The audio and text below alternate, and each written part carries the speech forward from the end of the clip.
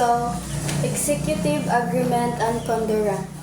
An executive agreement concluded by the President based on authority graded by Congress or based on the inherent authority granted to him or her by the Constitution. This is distinguished from a treaty as the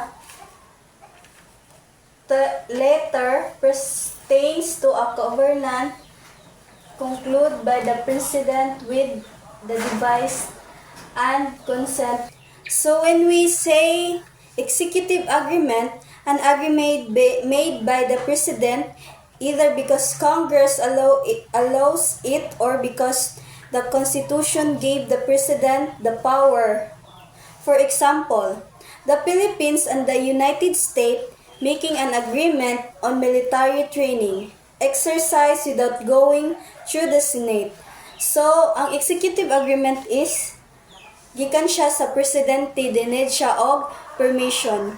Then, ang condorant, an agreement between the Pope and the government, usually about religion.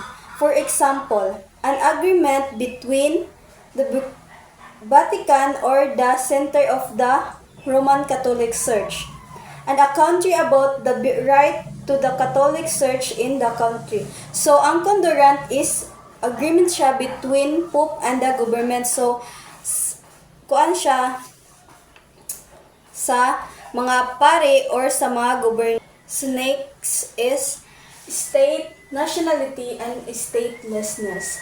So, state are the entities that have rights and responsibilities under international law and which have the capacity to maintain their rights by bringing international claims. So, state is a country that has power, rights, and duties under international law. It can define itself if other country violates its rights. Example, if Canada's Finnish waters uninvaded, it can complain or bring a case internationally. So next, nationality, a legal bond having as its basis a social fact of attachment, a genuine connection of existence, interest, and sentiments, together with the existence of reciprocal rights and duties. So, nationality is a legal continuation between a person and country. It means you belong to other country and it will protect you, but you also have duties to do it. For example, a Filipino living abroad still has Philippine nationality, so the Philippines can protect them. Good morning, ma'am. My report is International Convention and International Custom. International Convention are written treaties or agreements between countries like Philippines Agreement with the USA and global treaties like UNCLOS.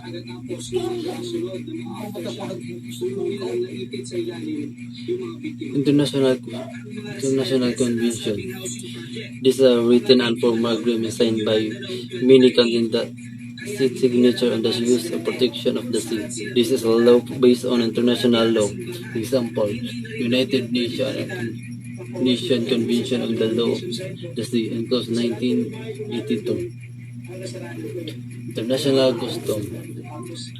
International custom and written rules based on constitution, state practice followed by because countries believe they are legally required. International custom. This is unwritten law, but it has been followed for a long time in countries that ambassador and consul cannot be arrested or prosecuted in the country. These followed by countries believe this is obligation under international law. Example, diplomatic immunity.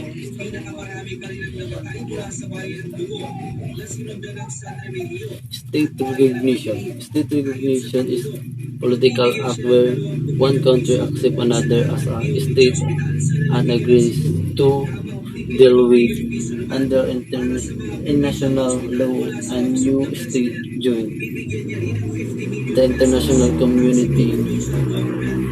is recognized by other states.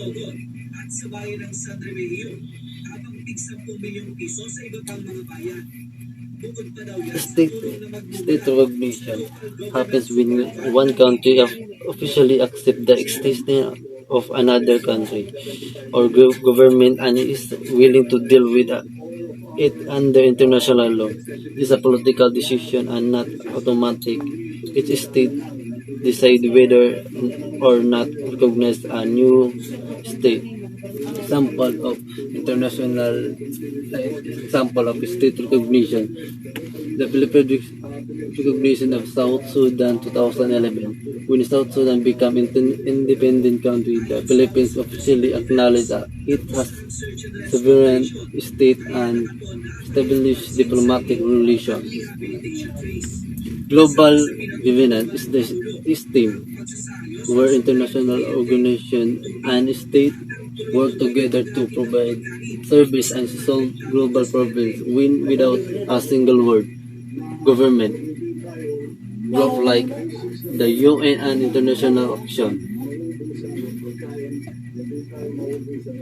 Global governance means there is no single world government, but countries are obligations still cooperate to give government like service and solve international problems. State of every country acting alone group like the United Nations and G20 help manage issues such as peace, security, health, and economic and climate. Inspiration. The United Nations it helps countries work together to keep peace, practice human rights, and solve world problems even without a single word.